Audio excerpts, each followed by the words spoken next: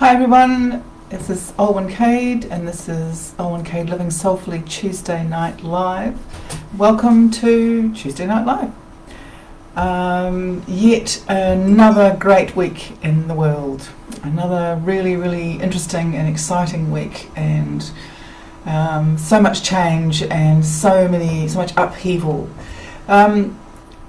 It's challenging not to get caught up in all the drama of everything that's been played out at present. And so I thought that it was appropriate that this topic for this week was about souls playing roles, and perhaps I could shed some light from my personal and professional experience on some of the things that are happening for us at the moment. What is happening globally, and I will explain that, can also be brought to our own personal lives, and looking at the souls that we have incarnated with and the events of our own lives. Now, in my lifetime so far, hi Susie, good to have you here. Welcome, my dear. In my lifetime so far, I don't think there has been a more, a more stellar cast of souls playing out their roles and bringing these huge shifts of consciousness to the world as we are seeing it at present. It's like one of those, one of those big Hollywood blockbusters, you know, where they gather up all these really big names and they put them all together in these movies.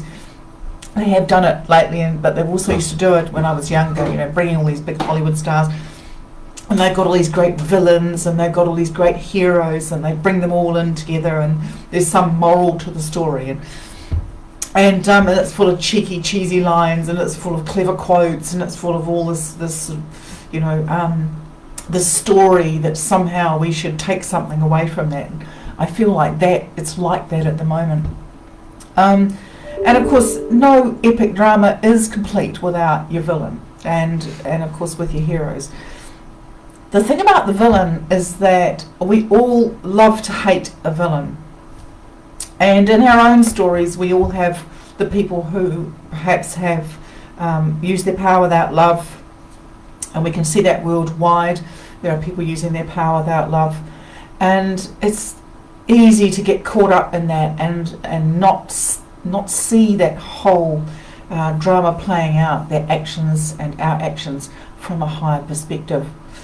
So while this is all going on in the world, I'm working very closely inside myself to view this from a much higher place, from a much higher perspective, so I can look at it all as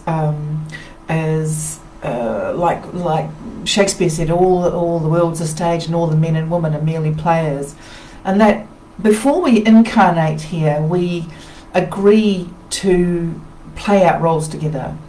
We agree to come in here and behave a certain way and do certain things. Now, some of those things that we have agreed to do aren't very nice from our human perspective. They are what we call atrocious. They are what we call evil, but in Shirley MacLaine's book Out on a Limb, she said that evil is only live spelt backwards. It means to live negatively. So we'll say that they have a negative, what we consider to be a negative impact upon our lives in the world. And as I've talked about before, we see someone use their power without love, and then suddenly there's this huge upsurge of people using their power with love to counter what has actually happened. And that's exactly what goes on. Now, if someone uses their power without love and they behave in a negative way and cause pain and suffering and mayhem and so on with their actions, then we have a responsibility to, in some way, try to counter that. Now, that's tough when we're hurting, when we're in a difficult place, when we are hurt by those actions, and we go through this pain and this suffering. But what we need to do from that is to take what has happened and learn and look for the higher consciousness in it. So I first kind of learned about roles and the theatre of life from the theatre. I spent a lot of years of my life in theatre as an actor and a producer, director, choreographer and writer. So I created roles, I wrote them, I directed them, I moved them around a stage. I worked with actors who played these roles. And oftentimes the actors playing the roles, they bore no resemblance whatsoever to the person themselves, but they could play villains and they could play heroes and they could play funny people and they could play all kinds of strange characters. And yet they would take their costume off at night time and go home and be themselves. And that's what we do. We come here and we arrive into the world as children and babies and children, and we have our memories intact, and we know where we've come from, and we go home there in our sleep and so on. And then we develop this amnesia as we go through life and we forget. And there's probably a good purpose in our forgetting, that if we remembered all the things that we had come here to do, and a lot of those things might not be very nice, I wonder what we would do, or whether we would come and actually do them. If you consider all of the things throughout history where a person or persons has caused destruction and mayhem, and you think that's just absolutely terrible, we must never repeat that again, and yet later on in history it has been repeated, and then it's been repeated and repeated, and you think, why do we not learn? Well, the process is that we learn a little bit each time that happens, and this is very controversial. I say this with great sort of, I won't say angst, but I'm in reservation that somehow that someone is going to take this the wrong way. So I hope you don't, but I'm open to discussion. Is that if you consider this, that if we're all souls playing roles, that means everyone is playing roles. We're all here to play our part. That's not just us who we consider to be the good guys. That's everyone. So if everyone comes to do what they've agreed to do, which I know from my work and my personal experience to be a truth for me, okay?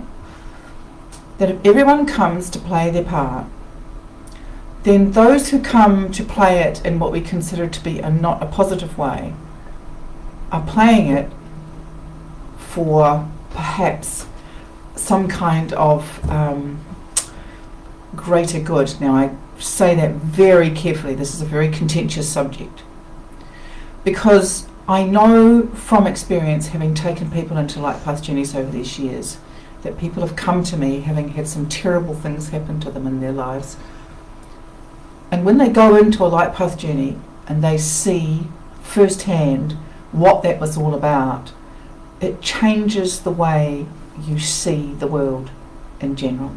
It changes the way you look at the world and your life and the people in it. Now you can just dismiss that if you want to. They can dismiss it if they want to, but I know that it has actually changed many people's lives by having this view of it. That in spirit, before they came here, that they agreed to play these roles, to carry out what they did, so that the greater good of all was served. And our human selves find that incredibly difficult. Trust me, I did too. At times I have to really remind myself, come on, there's greater good here, there's greater good here. And I look around the world at the moment and I look at what is going on. And I consider that these leaders that are what we consider to be not leading that well, not doing a great job, they're certainly stirring the pot. They are certainly making us all look at things very differently. We're getting up in arms. We're becoming outraged by what's going on. We've had this kind of leadership for a very long time in lots of ways. We've had a lot that we've had to deal with the whole economic system and the way that we have been living our lives and forced to live our lives. And we're coming to the end of it. We've had enough. And it's very challenging to make change when you get stuck in a rut, when you get sort of caught up in it all and you can't see a way out. And the COVID-19 has given us an opportunity to look at things from a different place, to see these people who are playing these roles as leaders and go, actually, we don't really want this anymore. And so now we're taking action on that. Now we're going both individually and collectively, and then we look at what happened in America to the death of that sweet man who lost his life at the hands of a policeman, and we go, we don't want that either. We don't want this. This has to change. But look back, step out of it just for a moment and look back at what took place in order for that to happen. If I look back beyond my lifetime, back to my parents' time, into the World War I and World War II, and I look about the change that was brought about by both those world wars, the change in consciousness. For women alone, it was huge. For the world at large, it was just absolutely massive. And the Great Depression and all the things that happened, and here we are again.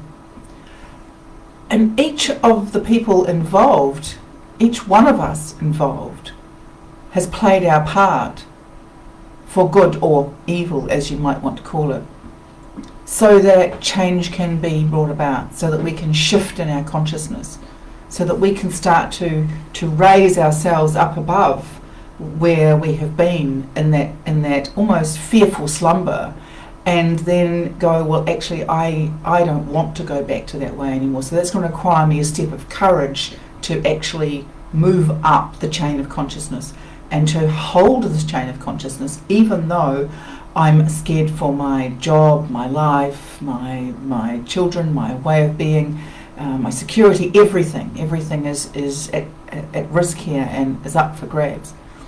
And that very thing, those very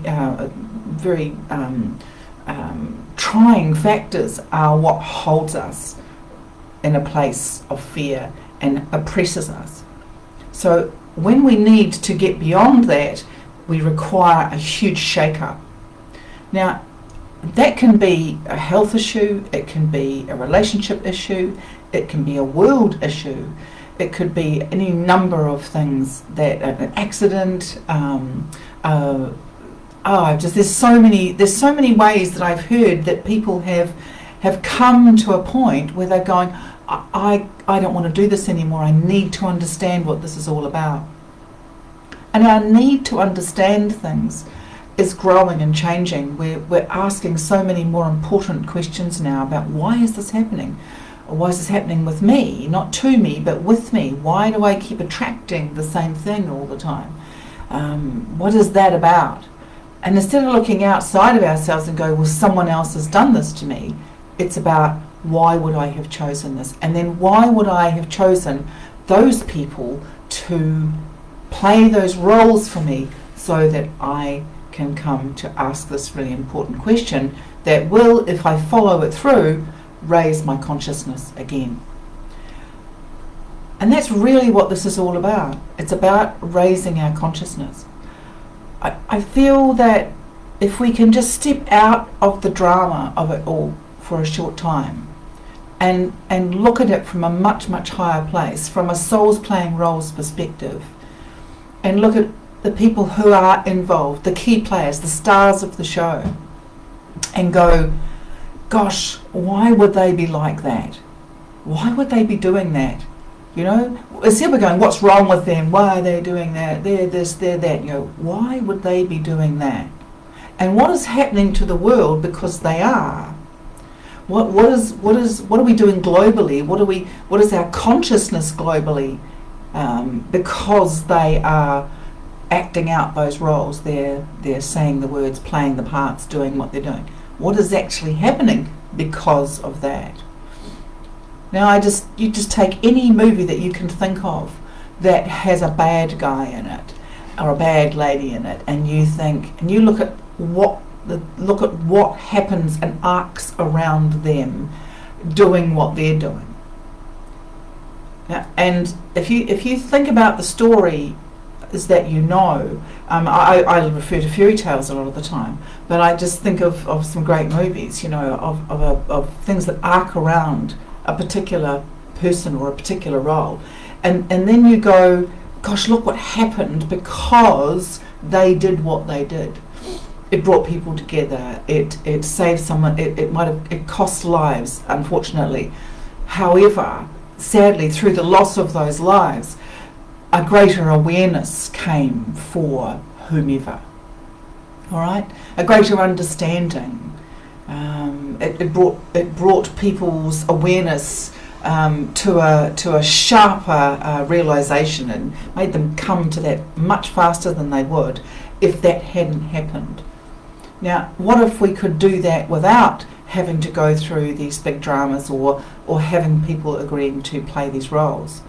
That would be ideal, wouldn't it? What that would require is that we have a lot more access to our memory, our soul memory. It would mean that we have to stay a lot more aware, a lot longer beyond our childhood.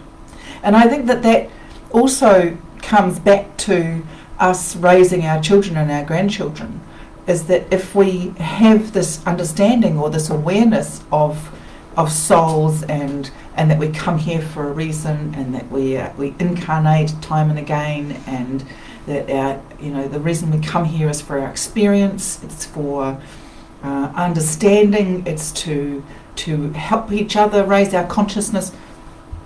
If we could have those conversations with our children and get that to become more normal, I feel that it would change the need for us to then have these great big spikes in painful episodes that we have in our lives or in our world at large, and it would give us a much happier place to be. Now, that probably sounds very idealistic, and I hope I'm making myself clear and not getting everyone too confused. It's a really big subject, and I've tried to sort of bring it into a small forum here tonight, but it is a really big subject, and I've talked about it many times in my groups and in workshops and so on, that taking a personal responsibility for ourselves and our actions is very, very important, and that our awareness and our empathy for each other and our ability to see things from other people's perspective or from a higher perspective brings about a great deal more peace.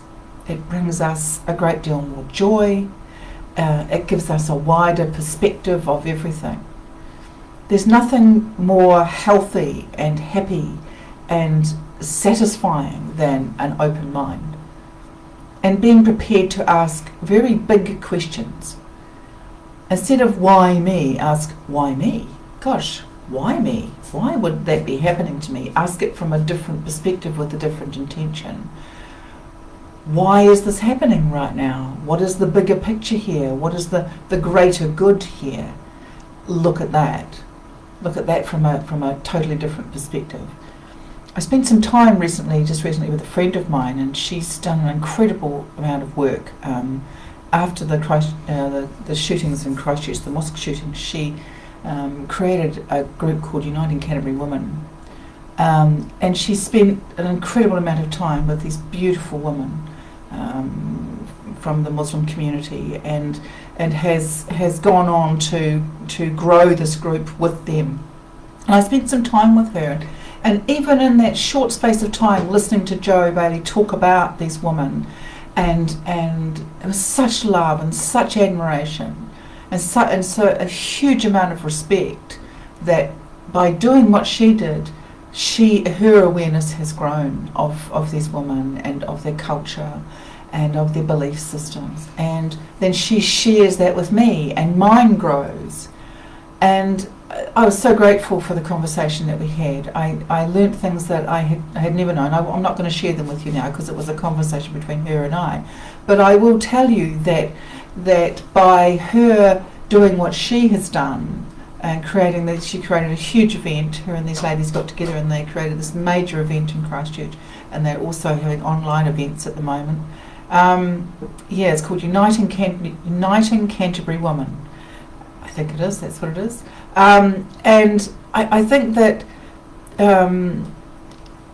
it's just so important that we have these enlightening conversations, that we don't close our minds down to the way other people live, that we ask questions, that we seek to find out more about them. We learn to listen with an open heart and an open mind. Hello Nathan, how are you? Hello Monica, great to see you here. The Seat of the Soul, it's a really good book. Keep reading. And we just be prepared to see everything and everyone from a much, much higher place. And as I've said, I know that's tough when you're down in the bear pit fighting it out. You feel wronged or harmed or frightened in some way. But trust me when I say this, that when I get like that, I can get in there with the best of them, and then I just have to go, no, stop, you know better.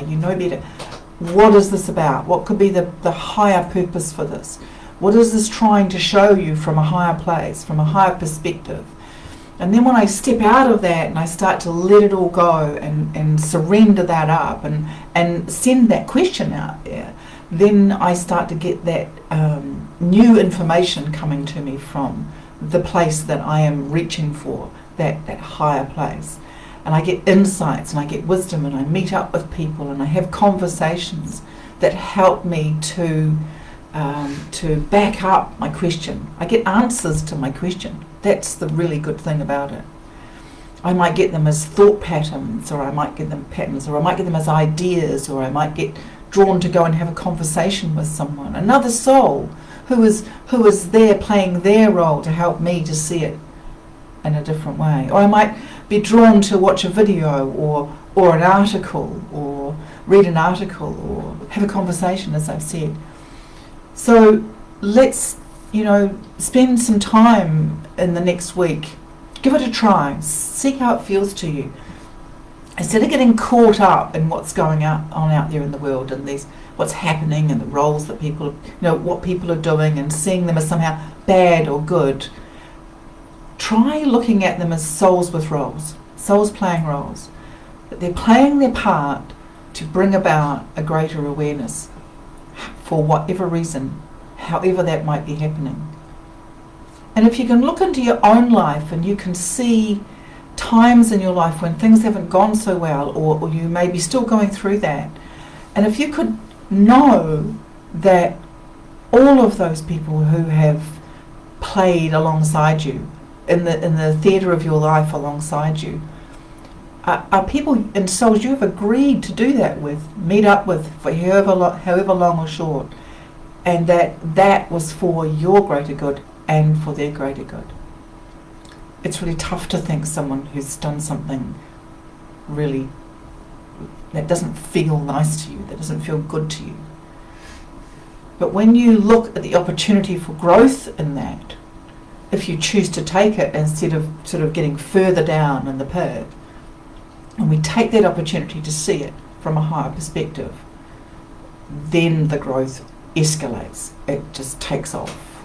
And that has been my experience. That has been experience of people I've worked with, and my friends and other people that I talk with, and that when we shift our perspective, when we take that leap, it allows us and opens us up to a whole new world of possibilities, and brings in, allows information that has probably been there all along, waiting for you to just break through that ceiling that you're in and burst through and go, gosh, I'm so glad I saw that in a different light, or I saw that person in a different way. I remember years ago, John and I were going through a difficult space with some work, a long time ago now, and we ended up having a conversation with a lady called Maureen Rose, and Maureen's actually passed over into spirit now. And we were talking about these particular people, and she was doing a reading for us, and she said, one day you'll thank them. And we're like, oh, rumble, rumble, mumble, mumble, no, we won't. And she said, you will thank them one day. Well, yep, I thank them, because what they didn't feel so great at the time, but it actually it sent us off, particularly me, off in a different path. The path I was supposed to take, which is the path I'm taking right now, sitting here talking to you. And it was the right thing at the right time. what was really enlightening for me when I think back on that time was that I had enough of doing what I was doing. I actually didn't want to do it anymore, but I was caught in the survival self, the survival process at the time, that it was the way I earned my living, and that I just wasn't ready to take that step into what I'm doing right now, not in the way I am now. So it set me off on that path. It made me take that step, a step closer to where I am now, and it actually, at that time, just after that time, I actually developed light path gene therapy, which has become a fountain of knowledge and understanding and wisdom that I could never have imagined. I couldn't have imagined at the time when that happened that is what I was going to do, and that I was going to be able to help myself and my family and so many other people to be able to see their lives from a whole different perspective, from their soul's perspective, and give them a first-hand experience of it. I had no idea. And then to develop bodies of work from that, like the Soul's Journey and Let's Explore Your Soulology and Living Consciously, and so many works that I've done since then. And so I thank them, and you know, that time back then when that door was closed for us by them was an opportunity to go down another path if we took it, and if we'd taken it, and I'm glad that we did. So if doors are shutting for you right now, then have a look and see if there's a handle on your side. If there's no handle on your side, then you're not meant to go back there. Stop pining for it, move forward.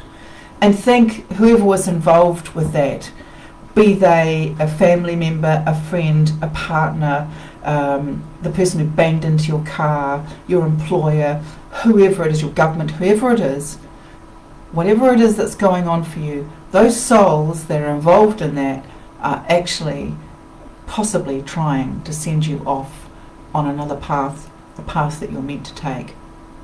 So I hope that has helped to shed some light. I want you to look at things like your mother, your father, your sisters, your brothers, your children, your partners, all the people. I've got villains, heroes, lovers, friends. You know, our soul chooses roles we will play with each other each incarnation. So in one incarnation you might have been the mother of your mother.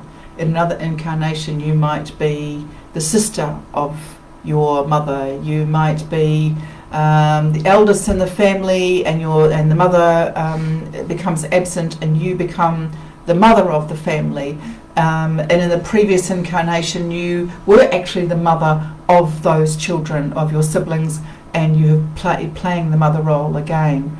You may have been the boss of someone that you are now a co-worker with, or whatever. There are so many varying opportunities to mix it all up and give us a vision and a lesson from the other side.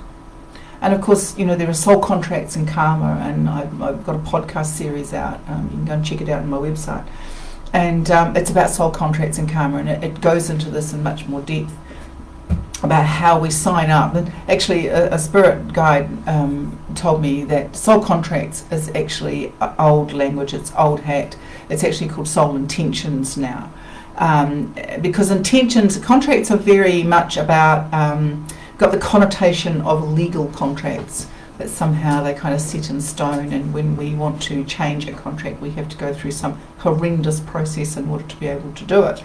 But really an intention is a much softer version of that, and that if we set an intention to do something and we carry it through, we are allowed to revisit that intention, that without having to go through a great huge upheaval process. But first of all, in order to do that, we have to have an awareness that we have made a soul contract / intention. And if you're stuck somewhere, if you've got something going on for you that you are stuck, and it just keeps playing round and round and round, and you can't seem to find your way out of it, the chances are that you've probably set an intention before you came here or in a previous life. And that also goes back into what I had a Tuesday Night Live a couple of weeks ago called spell casting. I had a client recently who had made a statement in a previous life, and I've had more than one, and it was playing out again, almost exactly, in a slightly different way, but that intention was very strong. That statement they made was very, very strong. So these roles that we play are vital to and hold vital clues to who we have been before and who we're playing them out with. And if you look at your family, if you look at your partners, if you look at your children and your colleagues and your close friends, and just to start with, and you consider that you have all agreed to come here this time round and you've agreed to play the role that you're playing. Now, we're always someone's children, so that's something we all have in common. We're always someone's child, even if we aren't raised with them. They are our parents, they may be our birth parents, or they may be the parents who raised us, or we may have two sets of parents. We may have adopted parents and birth parents. We have step parents. We have lots of different relationships, and they all come with their own preset series of intentions and contracts to be played out to help us to remember who we are. If anyone's got any questions or anyone they'd like to offer or say, thank you for showing up. It's lovely to see you here. If you haven't got any questions tonight, you're welcome to send me a message and talk to me about it. If there's any topic you think I should talk about, please send me a message and let me know. I'd love to know what you'd like to hear about. As you go back into your week, as I said before, just stop and look at the world as you see it, as it comes to you, and consider what the higher purpose of it all might be. And then look around your life and consider what the purpose of all your relationships with everyone around you might be, and what you might have all agreed to come and do together. And it's really insightful when you get the opportunity to understand what that might be. So I wish you all a really good week. Thank you for joining me. And if you want to watch this again, you can pop off into my YouTube channel. The links are all here in the information. Or you might want to go and listen to it as a podcast. And if you like it, share it, send it out there, and give other people the opportunity to have a listen to it as well. And thank you all very much, and look forward to seeing you next week. Bye for now.